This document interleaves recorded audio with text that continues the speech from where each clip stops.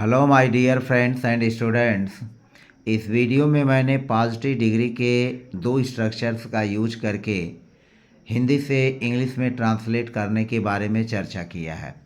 सबसे पहले हम समझ लेते हैं जो हमने इसमें स्ट्रक्चर के रूप में यूज किया है उसमें एज का उपयोग करेंगे, और यदि वाक्य निगेटिव है तो सो या एज, और अगेन उसके बाद एज का यूज कर लेंगे। इसको आगे हम अभी सेंटेंसेस के माध्यम से समझेंगे। रूल में क्या है, सबसे पहले वाक्य में आए हुए सब्जेक्ट को लिखेंगे, सब्जेक्ट के बाद वर्ब लिखेंगे, वर्ब के बाद एज लिखेंगे, और उसके बाद एडवर्ब का यूज करेंगे। हमने इसमें एडजेक्टिव का यूज़ नहीं किया है, एडवर्ब के एग्जाम्पल को लिया है। तो एडवर्ब हो जाएगा, उसके बाद एज का अगेन यूज करेंगे, और वाक्य में जो नाउन है या प्रोनाउन है उन दोनों में से कोई एक, जो नाउन रहेगा तो नाउन लिखेंगे, प्रोनाउन रहेगा तो प्रोनाउन का यूज कर लेंगे। तो इस तरह से इस स्ट्रक्चर में subject, verb, as, adverb, as और फिर नाउन या प्रोनाउन का यूज करके हिंदी वाक्यों को इंग्लिश वाक्यों में बनाएंगे। हम एग्जाम्पल के माध्यम से एक एक करके देखते हैं। राम उतना तेज दौड़ता है जितना कि श्याम। यहाँ पर देखें जो कंपैरिजन है या पॉजिटिव डिग्री की कंपैरिजन है, और इसमें राम और श्याम दोनों में जो दौड़ने का गुण है, क्वालिटी है, वह दोनों का बराबर ही है। तो राम उतना तेज दौड़ता है जितना कि श्याम, यानी राम भी दौड़ता है, श्याम भी दौड़ता है, दौड़ने का काम दोनों करते हैं, और दोनों के दौड़ने की जो गति है वह तेज जो है उतना ही है। अब कह रहा है कि यहाँ तेज दौड़ता है जितना कि श्याम। तो सबसे पहले हम यहाँ पर वाक्य का जो सब्जेक्ट है राम, यहाँ पर लिखेंगे राम, और फिर मेन वर्ब है रन, रन में यस जोड़ लेंगे, रन्स हो जाएगा। राम रन्स, उसके बाद एज हो जाएगा, और यहाँ पर फास्ट जो है आपका एडजेक्टिव नहीं है, एडवर्ब है, तो यहाँ पर एडवर्ब का ही यूज करेंगे। राम रन्स एज फास्ट, और फिर हो जाएगा एज, और फिर जितना, तो इसके माने होगा जितना, और फिर इस एज की मीनिंग हो जाएगी उतना। तो Ram runs as fast as, जितना कि श्याम, जितना कि श्याम। तो Ram runs as fast as Shyam. दूसरा वाक्य है मोहन उतना कठिन परिश्रम करता है जितना कि मदन। तो यहाँ पर लिखेंगे मोहन, मोहन, और फिर कठिन परिश्रम करता है works, Mohan works as hard, Mohan works as hard, और फिर हो जाएगा as Madan, Mohan works as hard as Madan, Mohan works as hard as Madan. Mohan उतना कठिन परिश्रम करता है जितना कि मदन, तो Mohan works as hard as Madan. फिर तीसरा वाक्य है विजय उतने ध्यान से सुनता है जितना संजय। अब यहाँ जो हमारा एडवर्ब यूज हुआ है वह यूज हुआ है ध्यान से, तो इसको लिखेंगे विजय, यह हो जाएगा विजय, और सुनता है लिशंस, विजय लिशंस, और फिर ये हो जाएगा एज, विजय लिशंस एज ध्यान से, तो यहाँ पर हो जाएगा केयरफुली, केयरफुली, यह हो जाएगा एडवर्ब के रूप में। तो Vijay listens as carefully as Sanjay, as Sanjay. फिर नेक्स्ट सेंटेंस है लड़के उतने धीरे चलते हैं जितनी लड़कियां। तो यहाँ पर हो जाएगा द बॉयज चलते हैं वॉक्स।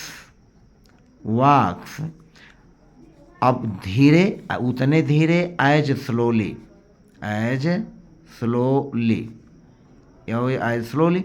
तो the boys walks as slowly as girls, as girls.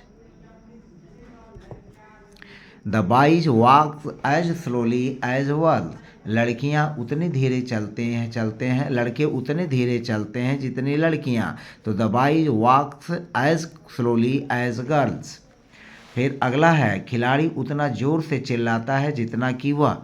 तो इस वाक्य का सब्जेक्ट है खिलाड़ी, तो इसको लिखेंगे द प्लेयर्स, द प्लेयर्स, यह हो गया द प्लेयर्स, और फिर चिल्लाता है तो द प्लेयर्स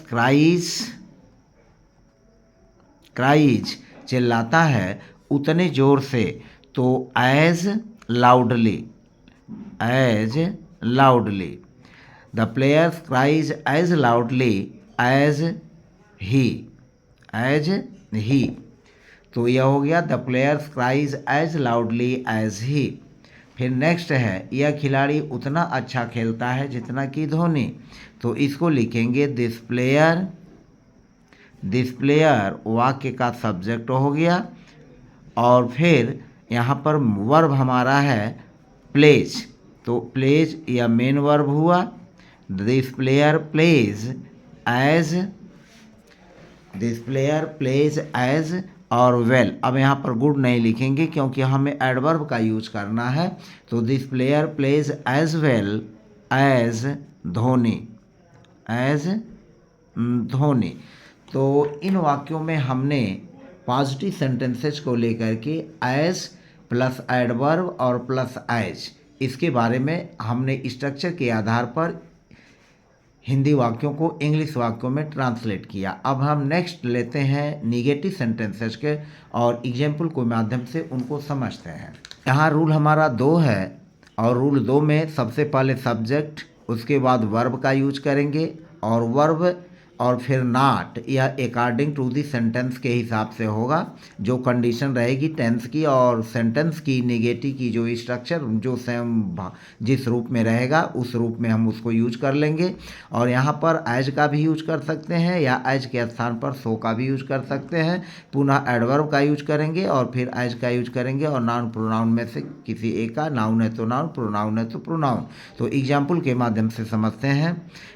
तो यहाँ पर हमारा वाक्य का सब्जेक्ट है रोहन। तो सबसे पहले लिखेंगे रोहन, और चूंकि तेज नहीं दौड़ता है, यह प्रेजेंट इंडेफिनिट टेंस का नेगेटिव सेंटेंस है, तो इसको डज नॉट लिखेंगे। तो Rohan does not run as fast as Amit. तो Rohan does not run as fast as Amit. फिर नेक्स्ट देखते हैं, सीमा उतना धीरे नहीं बोलती है जितना कि स्नेहा। तो यहाँ पर देखें सीमा सब्जेक्ट है, तो सबसे पहले लिखेंगे सीमा उतना धीरे नहीं बोलती है, तो यह प्रेजेंट इंडेफिनिट का नेगेटिव है। तो Seema does not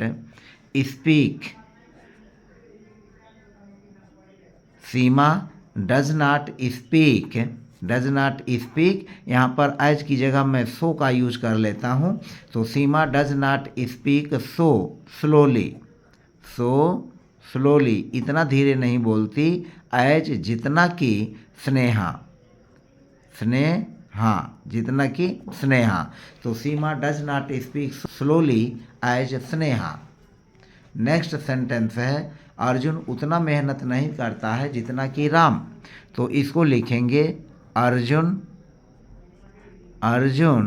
does not, यहाँ पर निगेटिव सेंटेंस है तो डज नॉट का यूज करेंगे क्योंकि वाक्य प्रेजेंट इंडेफिनिट का है।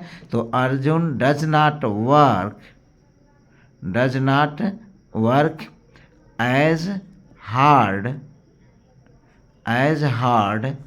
एज राम। यहाँ एज की जगह जो है सो का भी यूज कर सकते हैं। नेक्स्ट सेंटेंस है, वह उतना तेज नहीं लिखता है जितना कि उसका भाई। तो इसको हम लिखेंगे वह उतना तेज नहीं लिखता है। तो ही डज नॉट राइट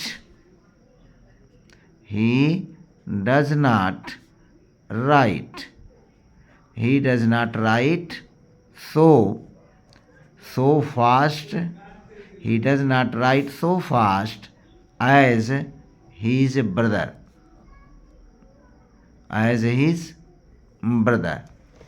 फिर नेक्स्ट सेंटेंस है, मेरी बहन उतना मधुर नहीं गाती है जितना कि लता। अब यहाँ पर है मेरी बहन सब्जेक्ट है, तो इसको लिखेंगे माई सिस्टर डज नॉट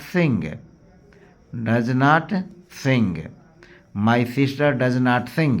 मेरी बहन मधुर नहीं गाती है। तो यह प्रेजेंट इंडेफिनिट का नेगेटिव सेंटेंस है। My sister does not sing sweetly, so sweetly उतना मधुर नहीं गाती है एज लता, एज लता जितना कि मधुर लता गाती है।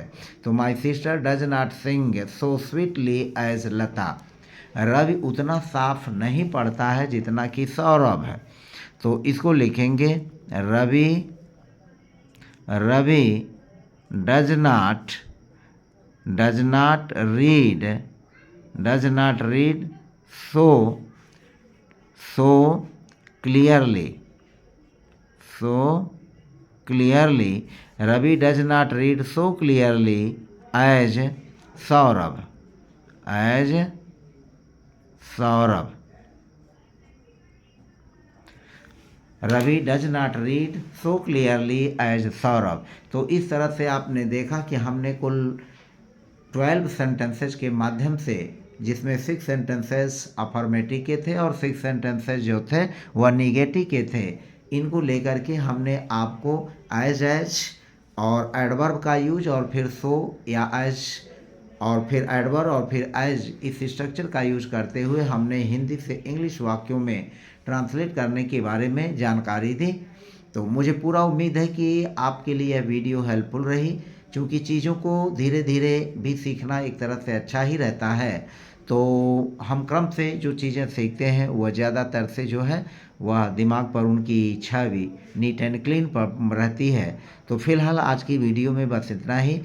और अगेन चलते चलते रिक्वेस्ट है कि यदि आप मेरे चैनल पर नए हैं और चैनल को पहली बार आपने विजिट किया है तो प्लीज़ चैनल को सब्सक्राइब करना न भूलें और लाइक बटन दबाना न भूलें और कमेंट करना न भूलें। लाइक और कमेंट करने में अधिक से अधिक जो है, अगर लाइक आप करते हैं तो लाइक बटन को दबाने में 2 सेकंड का भी समय नहीं लगता है, और कमेंट करने में हम मान लेते हैं कि 10-20 सेकंड का समय लगता है। तो इसको मिस न करें। मिलते हैं नेक्स्ट वीडियो में। Bye bye.